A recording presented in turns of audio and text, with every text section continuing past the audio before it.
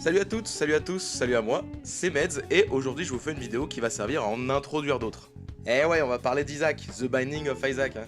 Et vu que parler d'Isaac, eh bah franchement c'est super long, on va pas avoir des masses de choix, il va falloir chapitrer les cocos.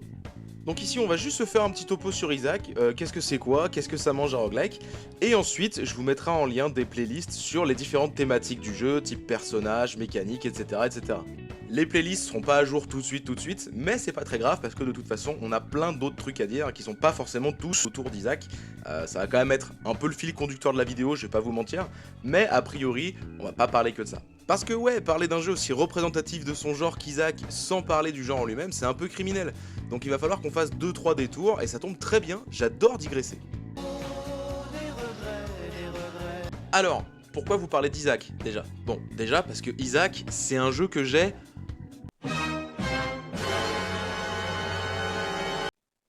un peu saigné. Ça c'est oui, ça c'est oui, on peut le dire ça, ouais. Et pourquoi je l'ai saigné? Bah parce qu'il est trop bien. Voilà, c'est tout pour cette vidéo, merci, n'hésitez pas à mettre un pouce bleu, à vous abonner. Non allez, j'arrive papy, pourquoi c'est trop bien Isaac? Bon, déjà, c'est le papa de tous les roguelikes. Alors, attention, pas au sens premier du terme, hein, il n'en est pas le géniteur, puisque cet honneur revient à ce truc. En 1980 quand même, hein, donc c'est pas rien. Non, si je vous dis que c'est le papa des roguelikes, c'est parce que Isaac, il est arrivé au tout début de la vague indé des années fin 2000, début 2010, et que bah, il est encore indétrônable dans sa catégorie aujourd'hui. Pourtant, c'est pas faute d'avoir essayé. Parce qu'on se rend facilement compte que depuis, le roguelike, ça a explosé, et qu'il s'est très clairement fait une place dans la ludothèque de tout un tas de gamers. Et là, ça fait déjà plusieurs fois que je parle de roguelike, et donc, si vous savez ce que c'est, bah, vous pouvez continuer à écouter ce que je dis en fond pendant que vous bourrez le tartare sur Hades. Par contre, pour les autres, il va falloir qu'on fasse un point. Mais un point express, par contre, parce qu'on est déjà à une question, dans une réponse à une question, dans une réponse à une question. Et à ce rythme-là, What the Cut 38, il sort avant mes tutos. Bon alors, le roguelike, c'est un genre de jeu issu directement du bousin qu'on a vu tout à l'heure, là, qui s'appelle Rogue, et qui arrive avec un concept de jeu pas si révolutionnaire que ça à l'époque, à savoir un jeu à boucle, à itération, en vue de finir un donjon. Voilà. En gros, chaque fois qu'on meurt, bah on reprend au début. Bon alors sûrement que vous vous dites, bah comme dans tous les autres jeux en fait, il est con ce type. Bah alors déjà, vous pensez très fort, et en plus, je vous ai pas tout dit, donc laissez-moi 2 secondes. En gros, donc quand on meurt, on reprend du début, mais tout le donjon est réinitialisé et reconfiguré. C'est-à-dire que les salles sont plus au même endroit, les monstres sont plus forcément les mêmes, les trésors et équipements sont remplacés par de nouveaux. Bref, la seule chose qui change pas, ce sont les règles. Et c'est précisément l'apprentissage de ces règles-là qui va vous permettre de pisser dans les cheveux du jeu avec le temps. Le fait que tout change à chaque nouvelle partie, qu'on appelle des runs, hein, parce que dans le JV on adore l'anglais, c'est ce qu'on appelle la fameuse génération. Tout simplement parce que le jeu suit une procédure définie par les devs, ayant pour but de générer tout un nouveau terrain de jeu, en l'occurrence ici, un donjon. Et gardez bien ça en tête, parce que la procédure en question, dans Isaac, on va en bouffer. Et même pas que dans Isaac d'ailleurs, parce que de manière générale, on va toujours chercher à comprendre cette génération procédurale dans un roguelike, pour mieux en exploiter les faiblesses, parce que en général, un roguelike, c'est plutôt dur. Bah oui, vu que les jeux modernes durent au moins une quinzaine d'heures, un roguelike est par définition plus court, puisqu'il doit pouvoir se terminer en une seule run. À l'instar de jeux beaucoup plus longs comme God of War ou Red Dead, mais qui eux vous proposent un système de sauvegarde au milieu quand même. Donc forcément, on va pas vous demander de tenir une partie sur 15 heures, sinon autant faire un jeu plus classique avec progression rémanente, etc. En contrepartie, les mécaniques de jeu vont être calibrées pour être beaucoup plus exigeantes, le but étant qu'on torche pas son jeu au bout de la 3ème run. À raison d'une moyenne d'1 heure par run, ça nous ferait donc 8 heures, ce qui fait pas beaucoup. Pour éviter ça, eh ben, les roguelikes en général ils ont 2 cordes à leur arc, mais alors par contre 2 bonnes grosses cordes bien éprouvées. Hein. La première c'est la difficulté et la deuxième c'est la rejouabilité. La difficulté déjà parce que souvent un roguelike va vous demander d'exploiter ses mécaniques à fond pour pouvoir finir une run. La première run dans un nouveau roguelike elle fait rarement plus de 20 minutes, hein, parce que généralement les ennemis ils sont super énervés, notre personnage il pue du cul, et puis de manière générale on n'est pas armé quoi.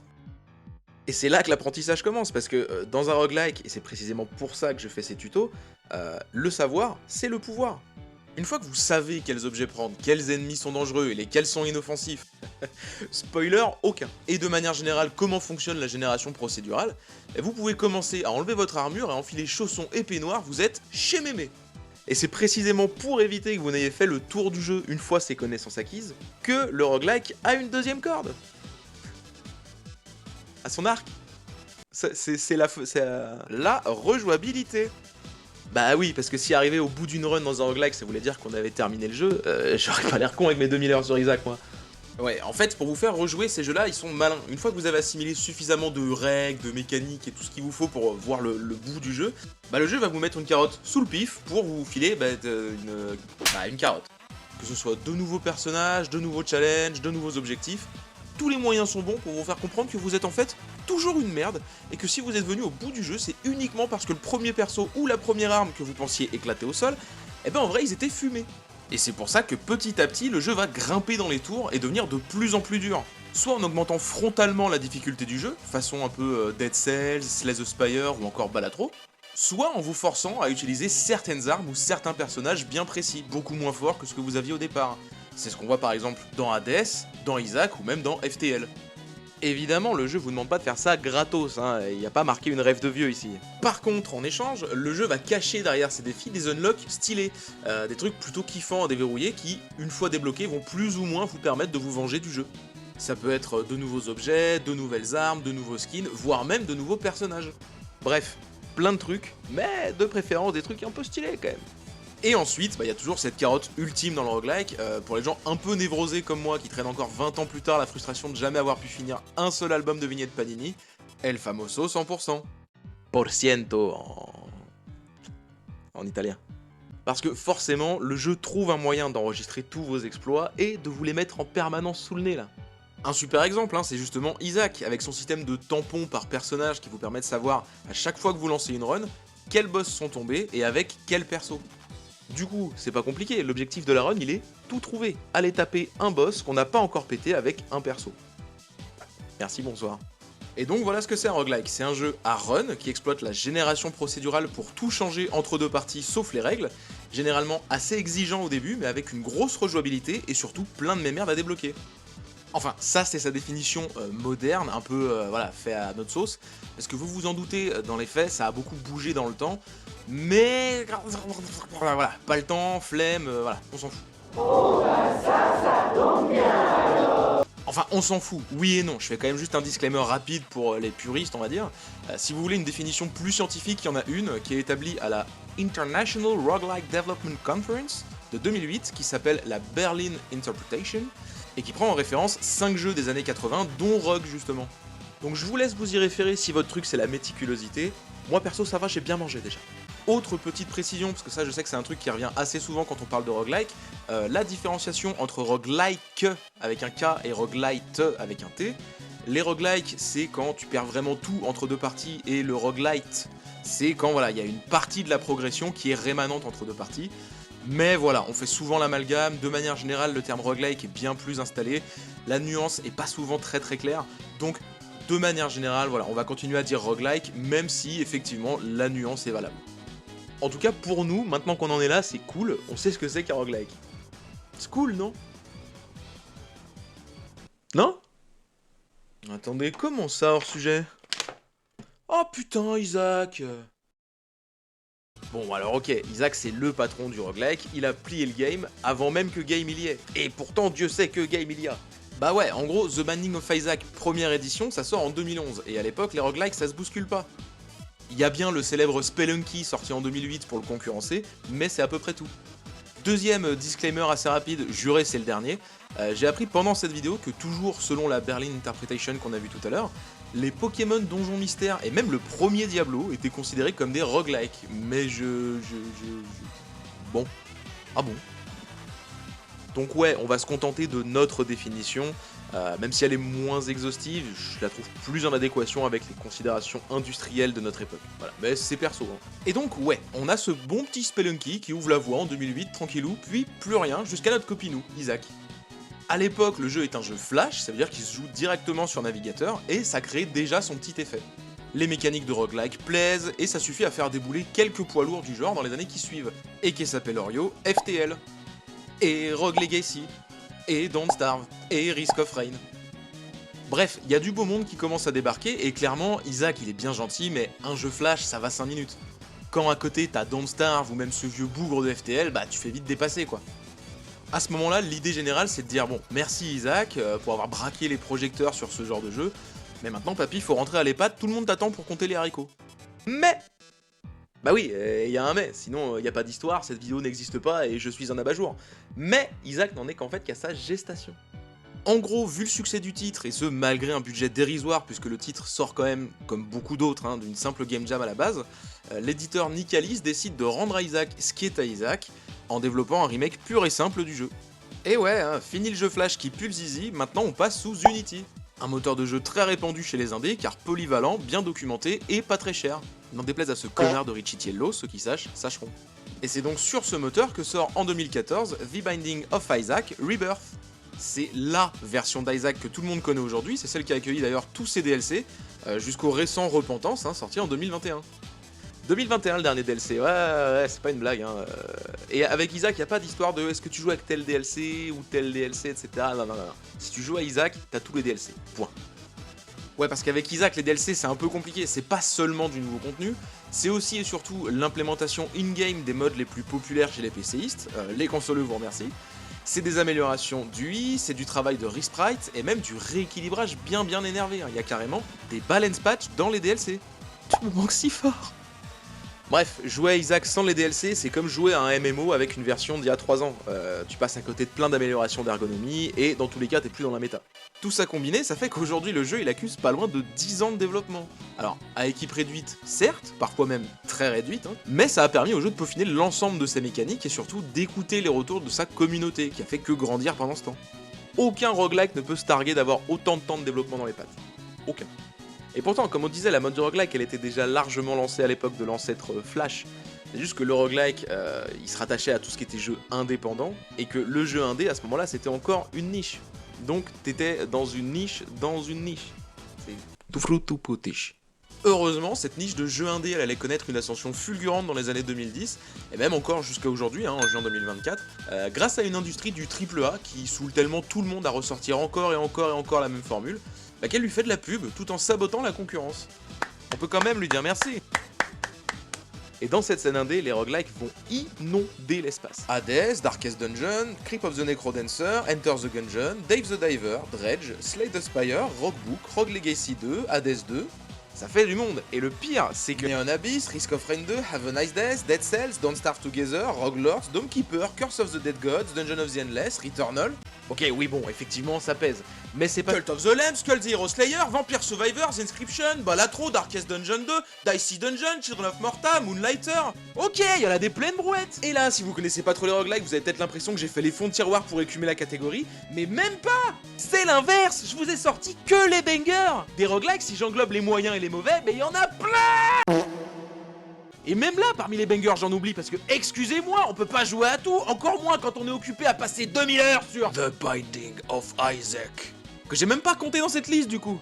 Bref, on redescend un peu. En gros, ça nous fait 30 bangers, soit 3 par an sur 10 ans, ce qui fait une pépite tous les 4 mois. C'est largement de quoi ravir tous les amateurs du genre, moi le premier, qui peuvent même aller chercher du rap s'ils sont prêts à baisser légèrement la qualité des jeux, parce qu'encore une fois, ici, on est subjectivement que sur du banger. D'ailleurs, même Sony s'y est mis, puisqu'il a balancé plein d'extensions de ses plus gros jeux solo, systématiquement au format roguelike. C'est le traitement par exemple qu'on a pu voir sur The Last of Us 2, sur God of War Ragnarok aussi, et tout ça, ça s'explique par le succès surprise de Returnal, qui est aussi une exclue Sony dont on a déjà parlé plus haut, et qui a tout raflé alors que personne n'avait rien misé dessus.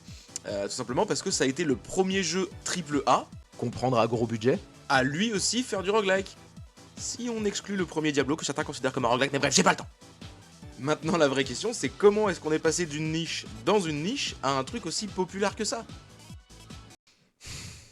Ok, sous-parti, bah ouais, sous-parti. Ok, le roguelike ça tabasse, mais pourquoi? Il y a pas mal de choses à dire, et vu qu'on divague déjà depuis un petit moment, on va aller direct à l'essentiel. C'est faux, ça va être long sa mère. Premièrement, le roguelike est impliquant. Le roguelike est un genre de jeu difficile, ça on l'a déjà dit, mais aussi et surtout punitif. Bah ouais, en gros, si vous connaissez le roguelike, y a rien de surprenant dans ce que je dis, mais vous connaissez le principe, vous avez très vite fait de partir sur une run super prometteuse, avec de bons objets, de bons choix de votre part, et pourtant vous pouvez toujours très facilement tout ruiner. Pourquoi? Eh ben tout simplement parce qu'un roguelike c'est avant tout une affaire de choix. Un roguelike ça va vous demander de faire des choix à chaque coin de rue, tout le temps, en permanence. Le jeu vous offre ce super flingue qui fait des dégâts de corse en échange de 50% de vos PV max. Est-ce que vous prenez? Le jeu vous offre une carte complètement broken, mais qui coûte énormément de mana. Elle peut donc tout aussi bien vous sortir de la sauce que vous y mettre si elle sort à un moment où vous n'avez pas de quoi la jouer, parce qu'en plus donc de vous servir à rien, elle prend la place d'une carte moins forte, mais qui aurait pu être jouable. Est-ce que vous la prenez? Dernier exemple, vous tombez sur une salle 100% optionnelle dans laquelle il y a un gros trésor de bâtard, mais pour y avoir droit, vous devrez triompher de 3 vagues de monstres un peu vénères. Bon bah, est-ce que vous rentrez? Parce que c'est le risque aussi bien de mourir que de ressortir avec un nouveau pouvoir complètement cheaté. Et ça, c'est pas du sadisme gratuit, dans 95% des cas. C'est aussi et surtout parce que le roguelike, il exploite à mort cette mécanique de permadeath, donc de mort définitive, et ses conséquences. Puisque mourir, c'est tout recommencer, et ben la prise de risque, elle est très concrète. Donc vous allez devoir vraiment peser le pour et le contre, plutôt que de tout ramasser en mode pilote automatique en vous disant que bon bah au pire si vous mourrez, vous reprendrez à votre ancienne save, blablabla. Non, là si vous faites un mauvais choix et que vous pouvez pas en assumer les conséquences, et ben c'est pour votre cul. Et ça en fait quelque chose de très impliquant. Alors certains diront, et ils auront pas forcément tort non plus, que c'est une méthode un peu radicale d'implication du joueur, ce que j'entends, mais je peux aussi contrebalancer ça en vous disant d'expérience que c'est une des plus efficaces. Puisque la conséquence logique de ça, c'est qu'aucun choix n'est à prendre à la légère. Du coup, on a déjà un élément de réponse. Mais c'est pas tout. Et moi? Ta gueule, Patou! Le roguelike est un jeu de hasard. Une des composantes principales du roguelike, sinon pas la principale, c'est cette fameuse génération procédurale. Bon alors, petit rappel pour les deux du fond qui dorment, à chaque début de partie, tout est généré aléatoirement, on n'a jamais 2 fois la même partie, blablabla. Bon, ça c'est cool, mais concrètement, ça fait survenir une notion très addictive par essence, qui est l'aléatoire. Et oui, parce que tout est généré aléatoirement, donc une partie de notre run dépend essentiellement de notre chance, de la fameuse RNG. D'ailleurs, RNG, parlons-en de ce truc. Pour ceux qui se demandent, RNG ça veut dire Random Number Generation, c'est-à-dire génération de nombres aléatoires. Et les nombres en question, il s'agit ni plus ni moins que des variables qui vont servir à générer notre procédure, la fameuse génération procédurale. Voilà, déjà, donc la petite définition c'est cadeau. Et à côté de ça, il faut simplement avoir conscience que la RNG dans les jeux vidéo, c'est une drogue pure et simple pour notre petit cerveau anémié. Et pas que dans les jeux vidéo d'ailleurs. Observez plutôt. Pour Noël, j'ai 2 neveux. Enfin, on m'a pas offert des neveux à Noël, je veux dire, je les ai tout le temps, mes 2 neveux. Mais bon, là, pour Noël, je dois faire des cadeaux à 2 de mes neveux. Vous avez compris. Au premier, j'y offre 30 de mes cartes Pokémon. Alors, j'ai ramené toute ma collecte, j'en ai, je sais pas, on va dire plus de 500. Et il peut en choisir 30, les 30 qu'il veut. Sympa, le tonton. Oh. Au deuxième, j'y offre 3 boosters, c'est-à-dire 3 paquets de 10 cartes aussi, mais dont le contenu, cette fois-ci, est aléatoire. Bon, mon premier neveu sera content quand même, y a pas de problème. Mais ça, c'est à condition qu'il joue déjà à Pokémon. Sinon, y a aucun moyen qu'il sache quelle carte prendre exactement. Et il va s'en foutre comme d'un samedi sans dimanche. C'est pas une vraie expression! Mais le deuxième, qui joue déjà à Pokémon ou pas, on s'en fout, il est cuit! Attendez, je sais, c'est de l'adrénaline. C'est non. De l'endorphine. Là, ça fait beaucoup quand même. Le kiki tout dur. Viens-moi ça du script, il a 6 ans! Non, ça y est, c'est bon, je suis désolé, c'est la dopamine! Ah oui. Ah, la dopamine, cette petite hormone qui fait engloutir toute sa retraite à mamie au casino, ou qui pousse le petit Bobby à vider les pannes retraite de sa maman en lootbox sur Fortnite. Si je compare les lootbox au jeu d'argent, il y a une raison par pitié légiférer là-dessus, vous laissez littéralement vos gosses jouer au casino avec ces merdes, bordel de... Faites pas savoir sur quoi on va tomber, ce plaisir un peu animal de dire que ça peut partir en couille à tout moment, le frisson de l'aléatoire, et c'est ça le roguelike. Le roguelike n'est pas un genre à proprement parler, ce qui le rend déclinable à l'infini. Bon, depuis tout à l'heure, on parle de roguelike comme si ça suffisait en soi à définir un jeu. La vérité, c'est que... pas du tout. En fait, quand on parle de genre dans le jeu vidéo, on confond souvent un peu tout. Si on me parle de jeu de tir, j'ai du gameplay en tête, jusque-là ça va. Si on me parle de walking simulator, c'est aussi du gameplay, je sais à quoi m'en tenir. Même chose pour la plateforme, si on me parle de ça, je sais qu'il va falloir sauter, s'agripper, escalader, tomber, bref, je sais où je vais. Alors que si on me parle de jeu d'aventure, ça se complexifie un peu. Je sais qu'on va voyager, ça ok. Par contre, qu'est-ce que je vais branler de mes 10 doigts? Est-ce que je vais résoudre des énigmes? Est-ce que je vais devoir explorer? Est-ce que je vais me battre? Est-ce que je vais avoir des dialogues à choix? Et si on me parle de RPG, alors que c'est censé être un genre de jeu super populaire, là ça devient la giga sauce. Alors je vais pas vous refaire toute la vidéo de Game Next Door sur le sujet parce qu'elle est très bien, très complète, et puis j'imagine que vous la connaissez, franchement s'il y a un monde où il y a des gens qui me connaissent moi et qui ne connaissent pas Game Next Door, je mange mon chapeau. Bref, mais j'ai quand même besoin des concepts qu'ils abordent dans la vidéo, donc on va la résumer comme ça. Le RPG c'est le bordel. D'aucuns diraient qu'une pleine pelletée de jeux différents se revendiquent RPG alors qu'ils n'ont rien à voir entre eux, et d'aucuns auraient raison. Ce constat est si omniprésent aujourd'hui que la conclusion est simple. L'appellation populaire RPG ne suffit hélas point plus à définir un jeu. Vous allez faire quoi? Voilà, en gros la vidéo c'est ça. Désolé Game Next Door, hein, mais déjà que j'arrive pas à synthétiser mes vidéos, si je synthétise pas les vôtres, je suis cuit. En clair, on parle du RPG comme d'un genre, alors que c'est pas quelque chose qui va définir votre gameplay, c'est plutôt basé sur la structure du jeu. Vous allez avoir des niveaux, de l'équipement, de l'XP, du farm, du loot, bref. En gros, tout ça pour dire que définir le genre d'un jeu, c'est le bordel. Comme dans toutes les formes d'art, sitôt qu'on a défini une case, elle devient caduque après quelques années d'évolution du média concerné. Ouais, j'ai dit sitôt, ouais. Détendu en plus. Et le JV, on est en plein dedans parce que c'est un média qui est très récent et donc forcément qui évolue encore beaucoup. Et bah bingo, pour le roguelike, c'est pareil. Entre The Binding of Isaac, qui est un jeu de tir en vue du dessus, donc techniquement un shoot 'em up, Slay the Spire, Inscription ou Roadbook, qui sont des jeux de deck building, donc un peu des jeux de cartes façon Magic. On a Dead Cells, Have a Nice Death et Skull Hero Slayer, qui sont des genres de Metroidvania, en gros de la plateforme action en 2D. On a aussi Cult of the Lamb, Dave the Diver et Moonlighter, qui sont des hybrides avec du dungeon crawler et de la gestion en parallèle. Après, on peut aussi compter Neon Abyss et Enter the Gungeon, qui sont deux twin stick shooters, donc c'est-à-dire un sous-genre du shoot 'em up, ce qui techniquement les rapproche un peu d'Isaac, mais pas tout à fait, parce que tu comprends, le gameplay est pas vraiment le même. En plus de ça, moi j'ai horreur du fromage de chèvre, donc vraiment ça me sort par les yeux. On a aussi Risk of Rain 2 et Returnal, qui nous proposent carrément du TPS, parce qu'on en a plus rien à foutre. Et tant qu'à faire dans les shooters, on a aussi Gunfire Reborn, qui nous propose directement du FPS. Allons-y. Ensuite, on va carrément balatro, du poker, parce que si la sauce RPG passe partout, la sauce roguelike rend tout meilleur. Alors pourquoi se priver? On a même Dicey Dungeon, un RPG tour par tour, 2D. Alors pas 2D de profil, hein, je veux dire 2D, 2D, les dés qu'on lance quoi. Et vraiment la mécanique c'est juste ça, hein, tu lances des dés. Mais c'est du roguelike donc c'est trop bien. Enfin pour terminer, on peut aussi mentionner quand même Children of Morta, Curse of the Dead Gods ou même Hades, hein, qui sont du combat en vue isométrique à la Diablo, donc là quelque chose de beaucoup plus classique, mais qui est encore une fois très différent de tout ce qu'on vient de citer. En clair, c'est pas clair. Du coup forcément, même si ton putain de jeu de poker, tu peux en faire du roguelike, c'est qu'à un moment donné, une fois que les éléments commencent à se stabiliser et que début 2010 on commence à identifier une tendance claire de ce que c'est qu'un roguelike moderne, il n'y a plus qu'à se baisser pour en ramasser. Les différents stores en ligne comme Steam par exemple, mais aussi Sony ou Nintendo, ont ouvert des catégories roguelike directement sur leur shop. Et ça date pas d'hier, hein, ça fait déjà un moment. Simplement parce que au-delà d'un nouveau genre, puisqu'il faut bien appeler ça d'une manière, donc autant appeler ça un genre, c'est surtout une nouvelle manière de fabriquer les jeux, et ça attire beaucoup de gens. Pas seulement pour l'expérimentation, mais surtout parce qu'il y a un intérêt majeur pour ces studios à s'essayer au roguelike. Le roguelike est infiniment moins coûteux en termes de production. Eh oui, dans notre histoire comme dans toutes les histoires, on ne peut pas se passer d'un crochet par la sacro-sainte casse-pognon. Ouais. Alors en soi, rien n'oblige le roguelike à être radin, hein. La preuve encore une fois avec le Returnal d'Housemarque sorti en 2021, des fois, mettre du pognon dans un roguelike, ça paye. Mais en soi, faut bien garder en tête qu'un jeu du gabarit de Returnal aurait très rapidement viré à la super production si ça avait pas été un roguelike. Eh ouais, avec la gueule qu'il a, s'il avait fallu créer suffisamment d'environnements, de cinématiques et de boss pour tenir une aventure classique sur une vingtaine d'heures, on aurait vite chatouillé le budget d'un Horizon ou d'un Spider-Man. Mais là, que neneneni!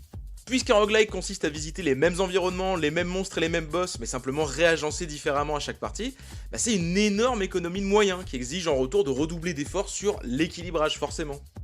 Eh oui, le roguelike c'est pas juste une solution pour dev feignant, en contrepartie ça demande un équilibrage parfaitement maîtrisé.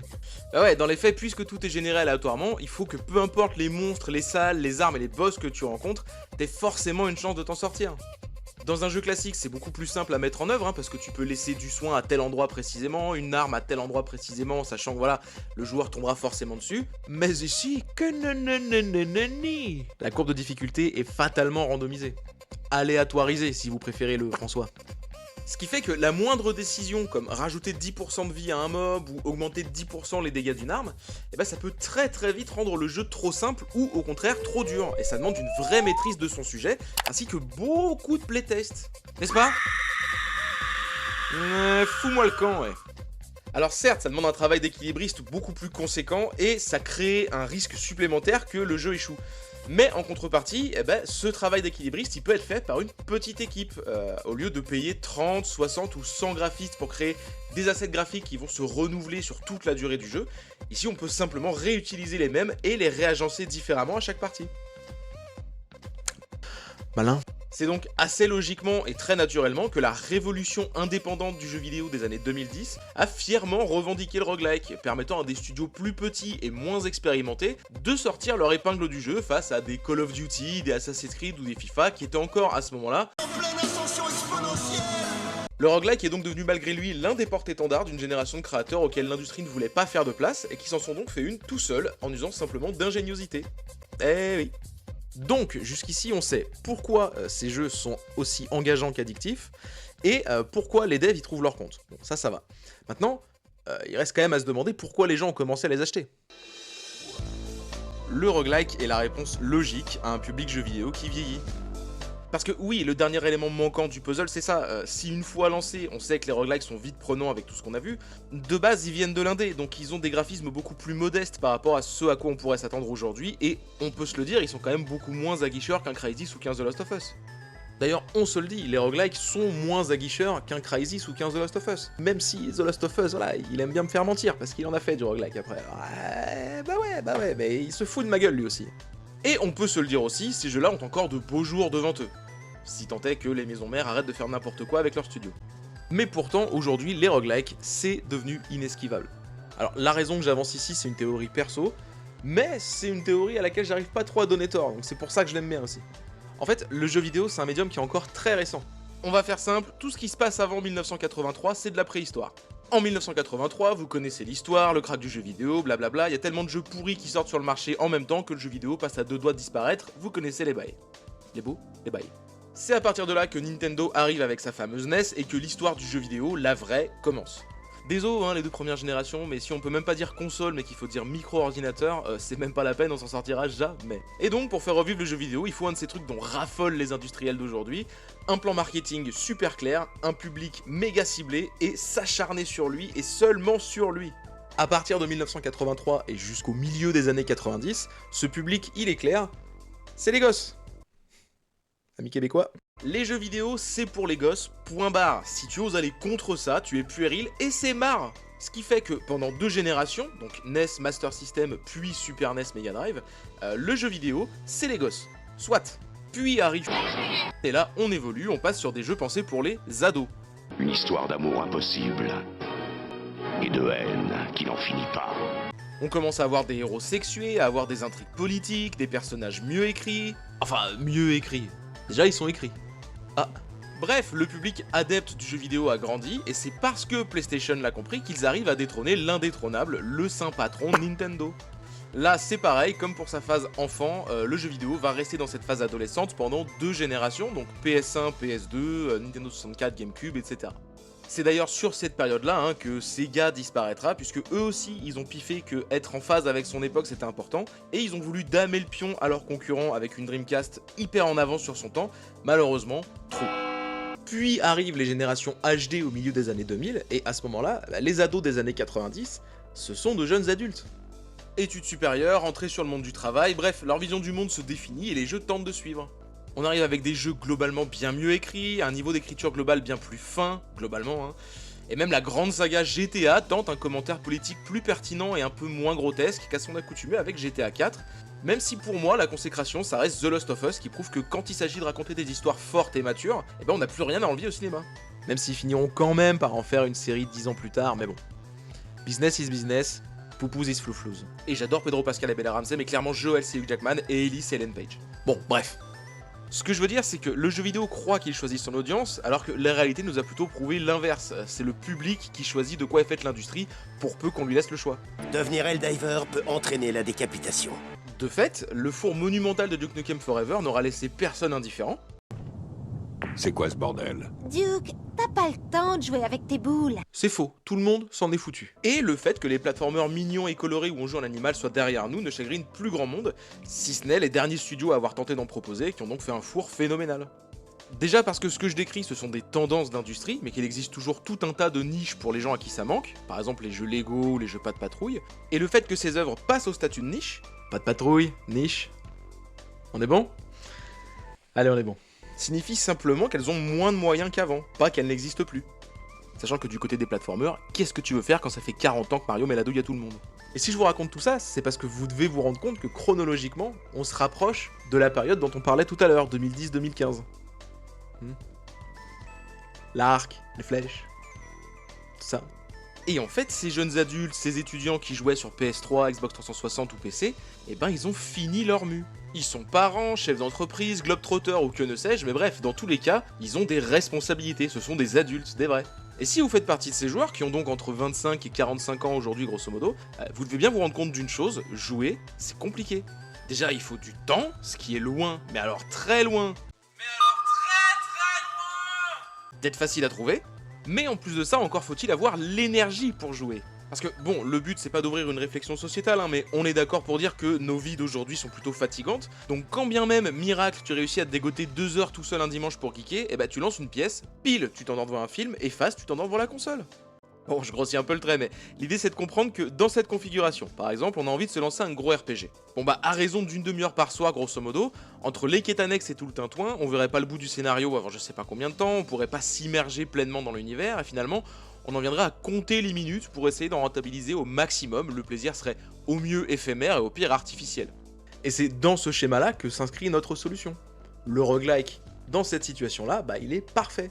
Pas ou peu de scénarios, une immersion immédiate, peu d'efforts à fournir une fois qu'on connaît les principales mécaniques du jeu, des sessions courtes qui durent en moyenne entre 45 et 90 minutes. Le roguelike est la réponse logique aux gamers qui vieillissent, son format le rapprochant beaucoup plus des jeux de société que des jeux vidéo AAA classiques. Une logique qui n'a d'ailleurs pas du tout échappé à Nintendo puisque ces coquins semblent avoir retenu la leçon.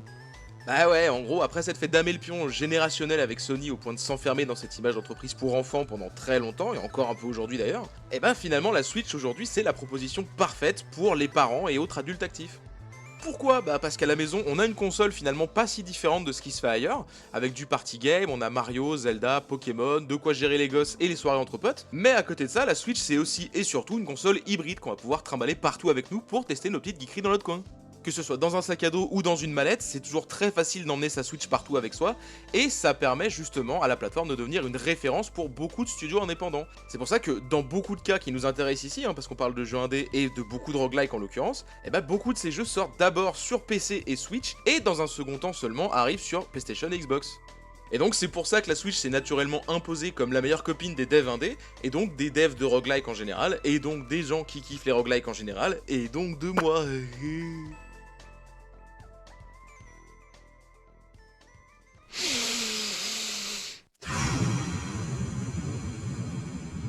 Ok, bon, on va faire un point d'étape, parce que mon script devait faire 3 pages, j'en suis à 15. D'abord, on s'est tapé un petit tour d'horizon sur les origines du roguelike, et ensuite on s'est demandé pourquoi, 30 ans plus tard, ça a pété d'un coup. Bon bah, maintenant qu'on sait tout ça, ou du moins qu'on en a une vague idée, j'espère, pourquoi Isaac douille tous les autres roguelikes ?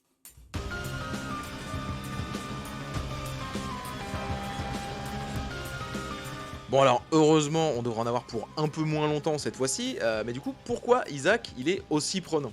Bon, déjà, c'est pas prenant pareil pour tout le monde, évidemment. Si vous aimez pas Isaac, bon, déjà, je me demande un peu ce que vous foutez là, mais quand même, voilà, je considère que tous les goûts sont dans la nature. Même les mauvais. Mais pour les autres, il y a quand même un schéma qui se dégage. Isaac, c'est pas le genre de jeu que t'achètes et dans lequel tu tombes instantanément. Généralement, il y a un pattern récurrent que j'ai pu observer chez pas mal de gens autour de moi, et c'est à peu près ça. On le lance pour la première fois, c'est trop bien, on lui met quelques heures parce que bon, faut pas déconner, il les mérite bien quand même. On commence à tourner un peu en rond et à pas trop savoir quoi faire. Et puis on se rend compte qu'on lui a déjà mis 40 heures et donc on peut le laisser au placard sans regret. Et à ce stade-là, si vous vous reconnaissez là-dedans et que vous vous êtes arrêté là-dessus, bah vous êtes passé à côté de toute la richesse du jeu. Alors attention, attention, je me permets de mettre un disclaimer d'emblée. Parce que j'ai bien conscience que cette phrase, elle sonne un peu réprobatrice, moralisatrice, en mode non mais attends, t'as pas mis 500 heures sur Isaac, t'as pas joué au jeu, je suis désolé mais tu connais Elon Musk Et c'est pas du tout ce que j'ai dit, hein. J'ai juste dit qu'en 40 heures, vous avez le temps d'apprendre grosso modo les règles d'Isaac. Et c'est déjà très cool, hein. J'ai aucun doute sur le fait qu'après 40 heures, vous ayez déjà une bonne connaissance rudimentaire du jeu et que ça vous suffise. Et contrairement aux élitistes à la con auxquels ma phrase semblait emprunter, j'ai aucun problème avec ça. Tout ce que je veux dire, c'est que sur ces 40 heures, vous n'avez aucune chance, ne serait-ce que d'entreapercevoir les raisons qui font qu'Isaac fédère encore après 10 ans d'existence. Bon, pour commencer, on l'a déjà dit, mais je pense qu'il faut refaire un point dessus vu que cette vidéo fait 3h30. Isaac a eu droit à un remake et 3 DLC étalés sur 10 ans, ce qui lui confère le plus long temps de développement jamais accordé à un roguelike de ce genre, et donc le plus de contenu aussi. 717 objets, sachant qu'une run lambda vous enfilera entre 15 et 30 jusqu'à 40 si vous avez de la chance. 102 boss, et boss exclusivement, hein, j'englobe pas les mini-boss. 637 succès pour le 100%, et surtout, au secours, 34 personnages différents, synonyme de 34 règles custom à apprendre. Bon voilà, ça fait beaucoup, mais c'est pas des chiffres pour des chiffres. Dans Isaac, ils ont un sens, ces chiffres. Parce qu'il y a un vrai truc qu'il faut intégrer dans Isaac, c'est la notion de la cuillère n'existe pas. En gros, le jeu a énormément de règles, des concepts de base avec lesquels il faut apprendre à composer pour progresser en permanence, mais ça c'est comme tous les roguelikes.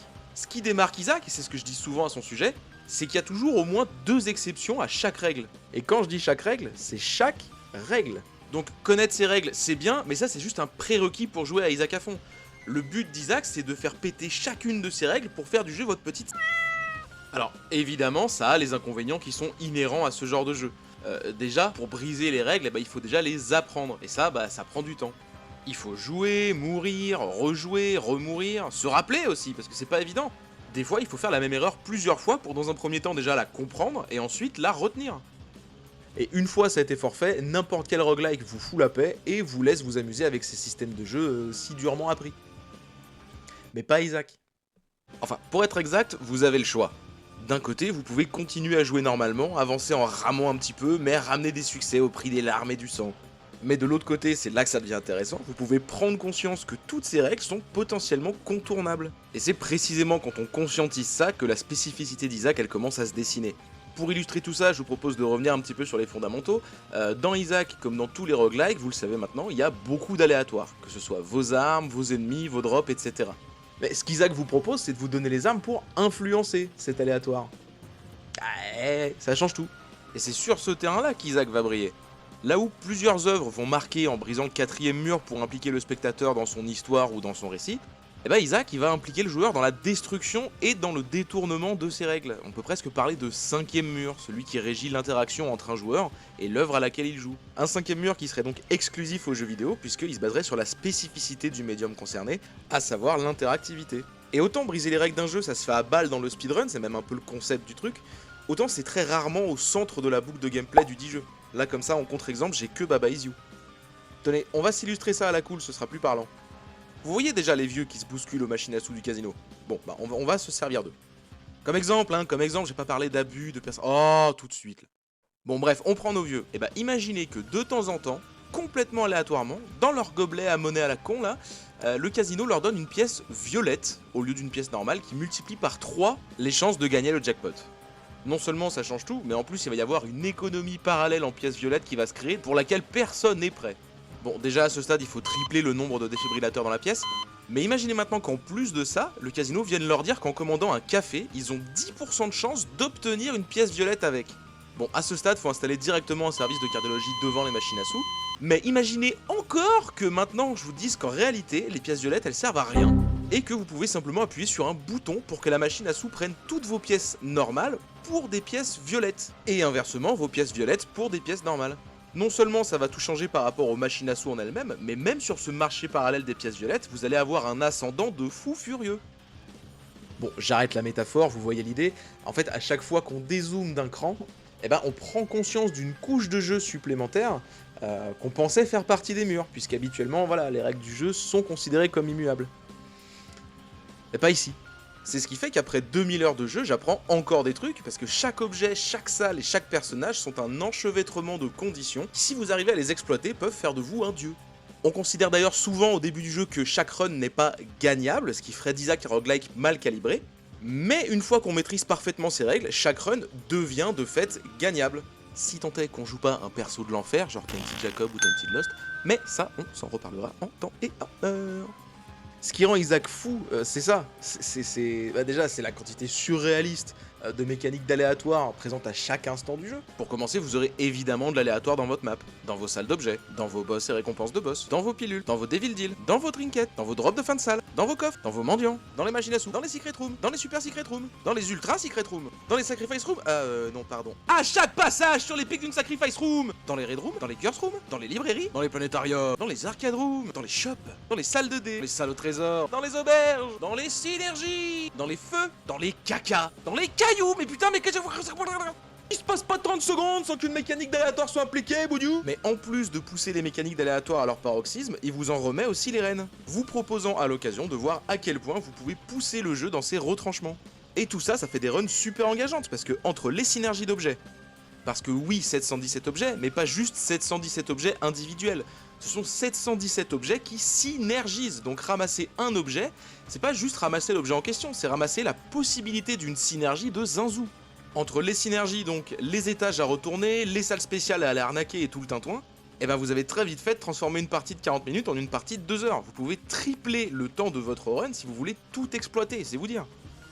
Encore, ça c'est pour les cas classiques, mais pour peu que vous partiez avec un personnage qui bouscule toutes les règles du jeu, à tout hasard t'as une petite K1, coucou toi, bah à ce moment-là c'est pas compliqué, vous pouvez sans forcer, mais vraiment sans forcer, partir sur une run de 4 ou 5 heures.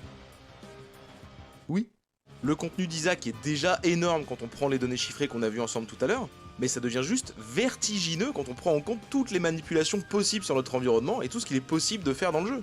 Sachez par exemple qu'il est possible, entre autres, de devenir immortel, d'avoir de l'argent infini, de taper des runs à plus de 200 objets, de one-shot absolument tout ce qui passe et ça inclut malheureusement votre rame, de passer directement de l'étage 1 au boss de fin au pluriel d'ailleurs, puisque le jeu contient de nombreux boss atteignables de diverses façons longues et fastidieuses, mais que vous pouvez absolument toutes court-circuiter, puisque comme on l'a dit tout à l'heure, il y a toujours au moins 2 exceptions à chaque règle dans Isaac.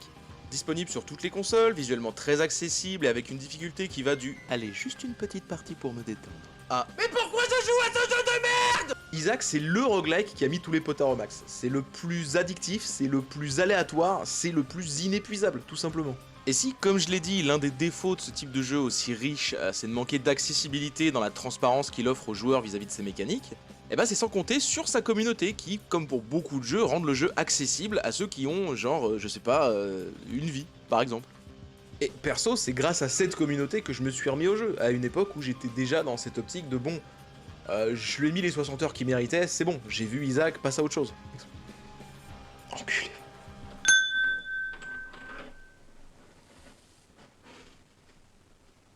Ça s'est fait donc grâce aux différents wikis disponibles en ligne qui sont quand même très très complets, et aussi bah, pour le fun avec les vidéos de, par exemple, de ce bon vieux monsieur, hein, qu'on connaît sous le pseudonyme de Monsieur Meuveux. Aujourd'hui, bon, il y a clairement certains aspects du jeu qui lui échappent un peu, mais c'est resté une encyclopédie sur pattes jusqu'au premier DLC, donc Afterbirth en 2015. Et perso, après ma période où je lui avais mis 50 heures et j'estimais avoir fait un peu le tour, eh ben j'aurais peut-être jamais repris le jeu sans ces streams de la bonne humeur. Voilà, c'est ça mon problème, c'est que j'allais rigoler. Le problème, c'est toujours le même, c'est que là encore, ça facilite l'accès, mais pas pour tout le monde. Parce que ce qu'on disait tout à l'heure, c'était que le roguelike, il était parfait pour les gens qui avaient pas trop le temps, et en l'occurrence, se poser des soirées stream ou des VOD d'1h30 pour glaner quelques informations éparses dépendantes de la run du streamer, c'est pas très choucard. Et c'est pas une critique, hein, parce que la plupart des streamers, ils font des vidéos pour la communauté Isaac, donc des gens qui connaissent déjà le jeu, et du coup ça pose aucun souci. C'est juste que moi personnellement, si demain je veux me mettre à un jeu qui, je le sais, a une méta de zinzin, me taper des vidéos de 2 heures à la suite, je vais juste taper ma meilleure flemme. Et c'est pour ça que...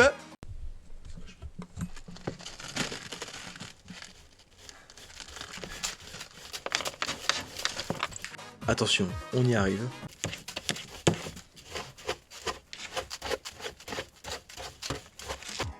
Je vous propose cette série de tutos. L'idée, c'est qu'on se fasse des petites playlists thématiques, avec par exemple une playlist sur les personnages, une playlist sur des mécaniques de jeu, etc. Et que au sein de ces playlists, je fasse des vidéos plutôt courtes qui se concentrent, par exemple pour les personnages, sur 1 ou 2 personnages par vidéo, maximum, histoire que vous, ça facilite vos recherches un maximum. Idem, une playlist sur les différentes mécaniques de jeu, comment les appréhender, les optimiser, peut-être même les casser. Et enfin une playlist plus classique avec simplement des runs au hasard, où je commenterai absolument tout ce que je fais comme si vous aviez 4 ans, comme ça, même si vous partez vraiment de zéro, vous devriez quand même arriver à suivre. Voilà, donc évidemment tout ça arrive très bientôt, voire même est peut-être déjà là, selon l'état d'avancement du projet au moment où vous regardez ça.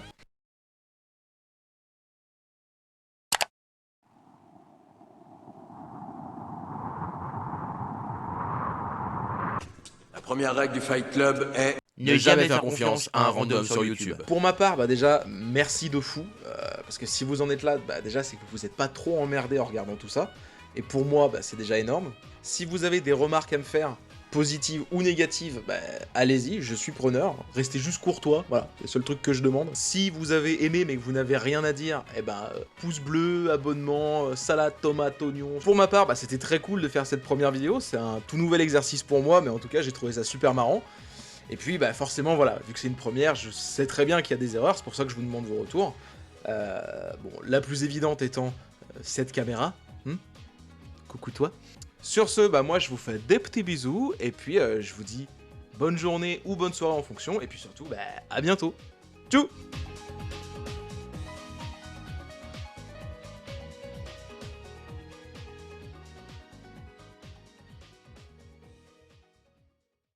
Et si je vous raconte tout ça, c'est parce que vous devez être en train de vous rendre compte qu'on arrive au niveau de notre frise chronologique de tout à l'heure. Non, c'est pas ça du tout.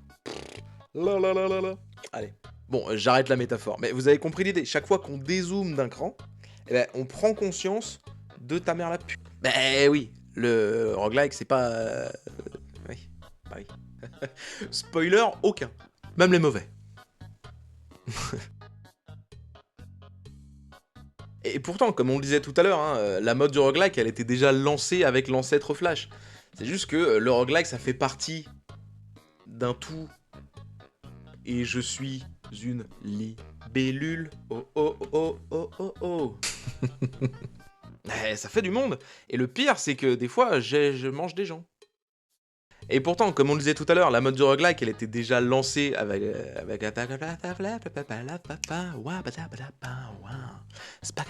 Ok, il y en a des... Putain, mais c'est fou, ça. Des roguelikes, si j'englobe les moyens et les mauvais, il y en a plein.